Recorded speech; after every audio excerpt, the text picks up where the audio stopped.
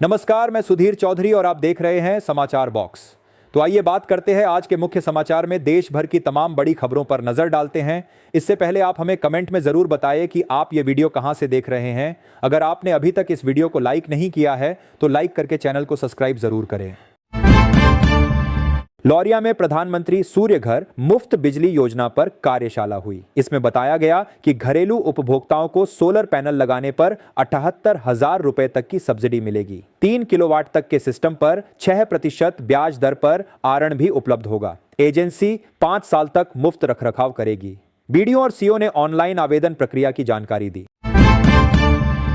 उप मुख्यमंत्री सम्राट चौधरी ने विपक्ष पर बिहार पुलिस की कार्यक्षमता पर सवाल उठाने के लिए तीखा हमला बोला। उन्होंने कहा कि जो लोग एयरपोर्ट पर पुलिस को चींटी भी न मार पाने वाला बताते हैं, वे 2 घंटे में कानून के शिकंजे में आ जाते हैं। गिरफ्तारी के बाद उनकी तबीयत बिगड़ जाती है और वे अस्पताल का सहारा लेते हैं। चौधरी ने इसे राजनीतिक ड्रामा बताते हुए बिहार की कानून व्यवस्था को मजबूत बताया।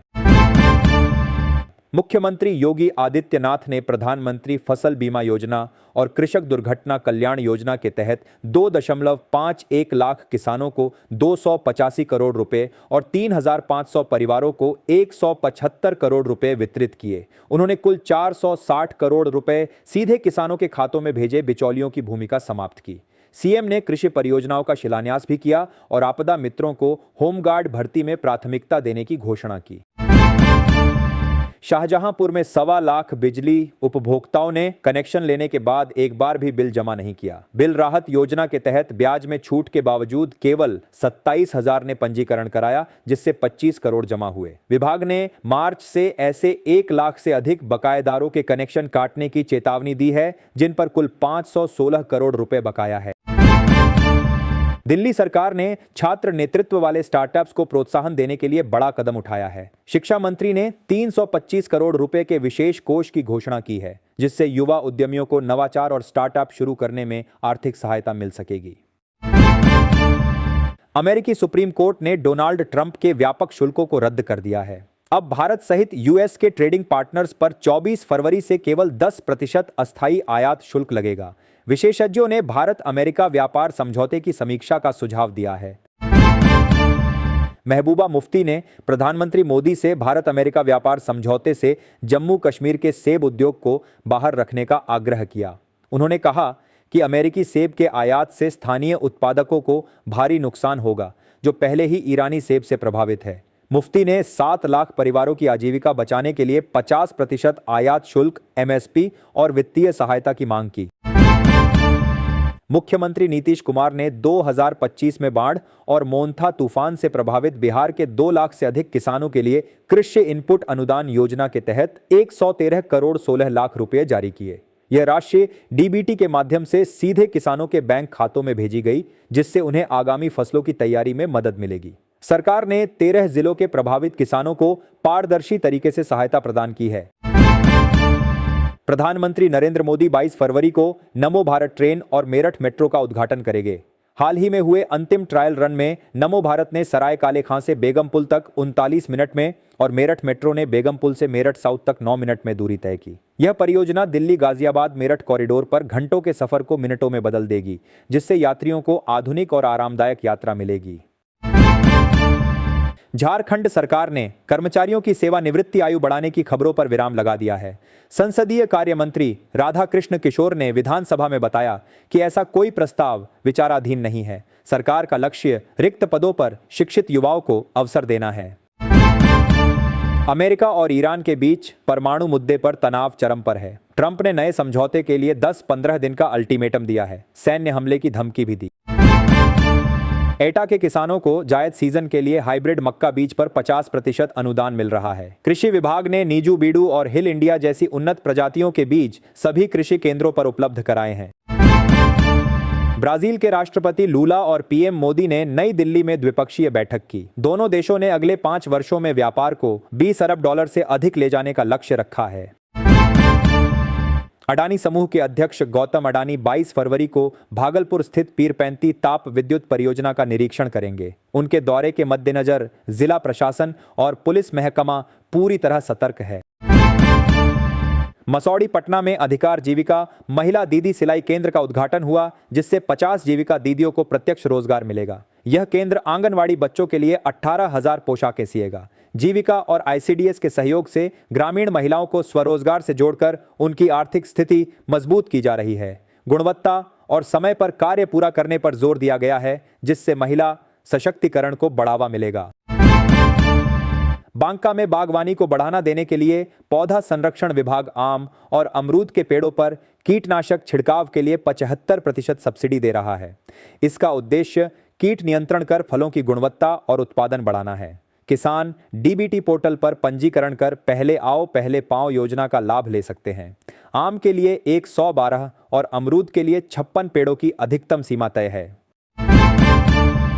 अमेरिकी राष्ट्रपति ट्रंप ने दुनिया भर के देशों पर 10% टैरिफ लगाने का ऐलान किया है। एक प्रेस कॉन्फ्रेंस में उन्होंने बताया कि भारत के साथ व्यापार समझौता जारी रहेगा और भारत को अब भी अमेरिका को टैरिफ देना होगा, जबकि अमेरिका भारत को टैरिफ नहीं देगा। ट्रंप ने अपने बयान में प्रधानमंत्री मोदी को लेकर टिप्पणी की है।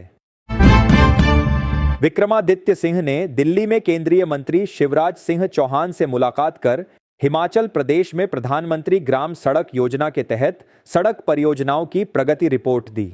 उन्होंने डोडरा क्वार क्षेत्र की अधूरी सड़कों के लिए विशेष छूट और वित्तीय सहायता मांगी। राज्य में पीएमजीएसवाई 4 के तहत 1,500 किलोमीटर सड़कें स्वीकृत हैं और 1,200 किलोमीटर अतिरिक्त सड़कों का प्रस्ताव है। केंद्रीय मंत्री ने सकारात्मक परिणाम का आश्वासन दिया। झारखंड में नगर निकाय चुनाव के शांतिपूर्ण आयोजन हेतु 21 फरवरी शाम 5 बजे से 24 फरवरी सुबह 7 बजे तक ड्राई डे घोषित किया गया है। इस दौरान सभी संबंधित मतदान क्षेत्रों में शराब की बिक्री और परोसने पर पूर्ण प्रतिबंध रहेगा। यह कदम कानून व्यवस्था बनाए रखने और मतदाताओं को शांतिपूर्ण माहौल प्रदान करने के लिए उठाया गया है। उल्लंघन करने वालों पर कड़ी कार्रवाई होगी।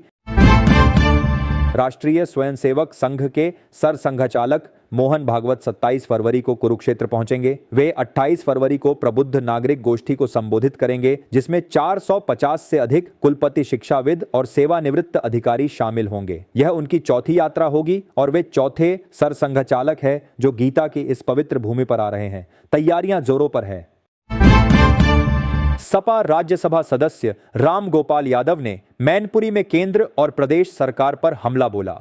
उन्होंने एआई टेक्नोलॉजी का विरोध किया। यादव ने राहुल गांधी का बचाव किया और आरएसएस प्रमुख की बंद कमरे की बातचीत पर तंज कसा।